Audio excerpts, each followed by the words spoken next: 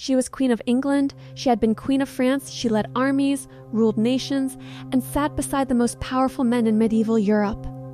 And yet she spent 16 years locked inside a castle. Not by her enemies, not by a foreign invasion, but by her own husband. Now, here's what makes that story even darker. She's not the most disturbing case on this list. Today, we're going behind the gilded doors of royal history, the stories they don't put on the palace tour. Kings dethroned, queens beheaded children who walked into a building and were never seen again. Stay with me, because by the time we reach the last story, you're going to question everything you thought you knew about the British crown. Let's start with the woman who should have been untouchable.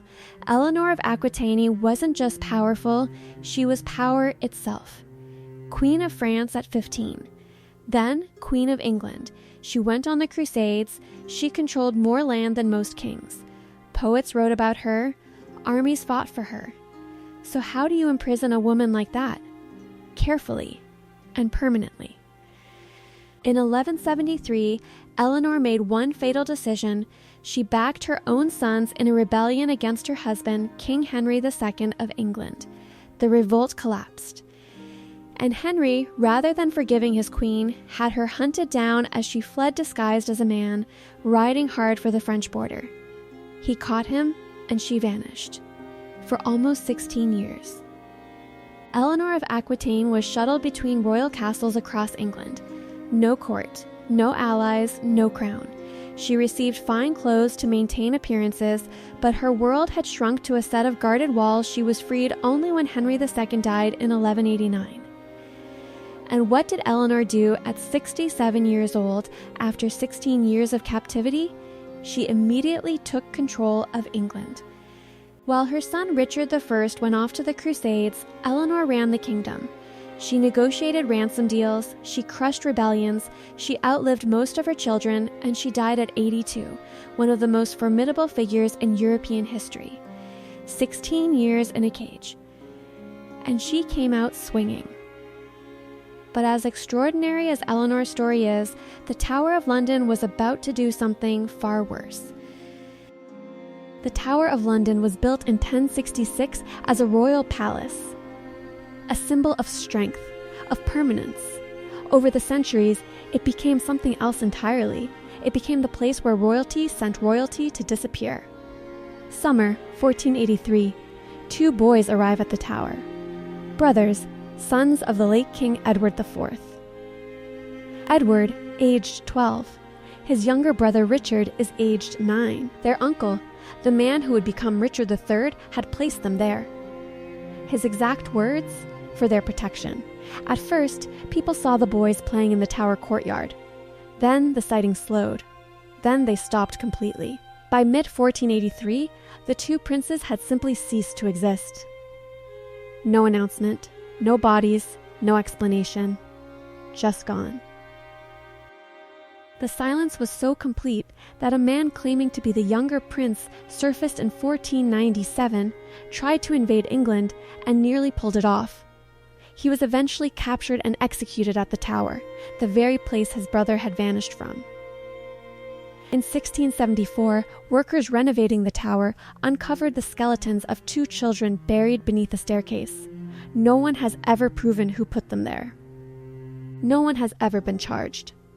The case remains open to this day.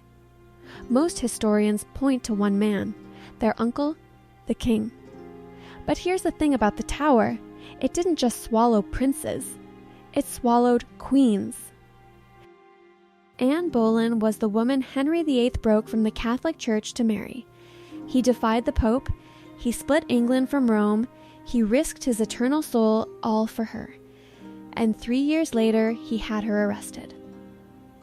In May 1536, Anne was accused of adultery, incest, and plotting against the king, charges so extreme that most historians today believe every single one was fabricated.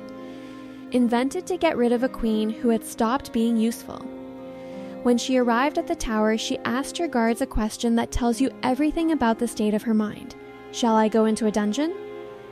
They told her no, she would be held in the same royal apartments where she had stayed before her coronation. the same rooms. 3 years apart, one time arriving as a queen, the next time arriving as a prisoner. 17 days later, she was executed with a single blow of a French sword, a small mercy Henry personally arranged. She was buried in the Tower Chapel the same afternoon. Less than 24 hours later, Henry was formally engaged to his next wife. But if Anne's story is a tragedy, Lady Jane Grey's is something colder, something that makes you angry in a way that doesn't fade. Jane Grey was 16 or 17 years old when she became Queen of England. She hadn't campaigned for it. She hadn't wanted it. She was a teenager, placed on the throne by ambitious men using her as a political piece in a game she never chose to play. Her reign lasted 9 days. 9. Then the rightful heir, Mary I, marched on London. And Jane, with no army, no allies, no desire to fight, simply handed the crown back. Mary's advisors debated for months over what to do with her. Jane spent those months in the Tower, waiting. Then her father joined a Protestant rebellion against Mary. And that sealed it. On the morning of February 12, 1554, Jane watched from her window as her husband was led out to be executed. Hours later, it was her turn. She was 16 or 17 years old. She walked to the scaffold herself. She addressed the crowd with composure. She placed her own head on the block. 9 days as queen. Months as a prisoner. A lifetime cut short before it had barely begun. Here is what strikes you when you look at all of these stories together. Eleanor, the princes. Anne, Jane, none of them were ordinary people caught in political crossfire. These were the royals. The people born into the highest privilege that history had ever produced. The people whose entire existence was designed around security, lineage, and divine protection. And it meant nothing. Because when someone with more authority decided their moment was over, whether it was a husband, an uncle, or a king, the crown became worthless.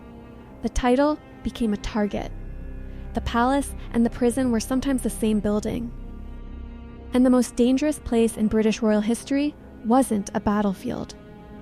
It was a room inside the Tower of London.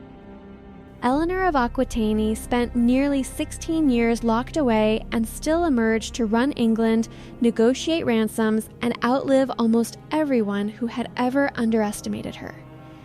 She died at 82. The princes in the Tower were never found. Their case has never been closed. And according to Tower legend, their small figures are still sometimes seen as 2 boys in medieval dress, wandering the halls at night, holding hands. Anne Boleyn's ghost, according to centuries of accounts from Tower guards and warders, still walks the grounds, sometimes leading a silent procession through Tower Green, heading toward the chapel where she is buried. And Lady Jane Grey, 9 days a queen, a lifetime robbed before it started, became a symbol of everything corrupt and brutal about the game of royal power. A teenager who asked for none of it and paid the full price anyway. Crown Chronicles exists for exactly these stories, the ones buried beneath the pageantry, the ones the official histories keep quiet.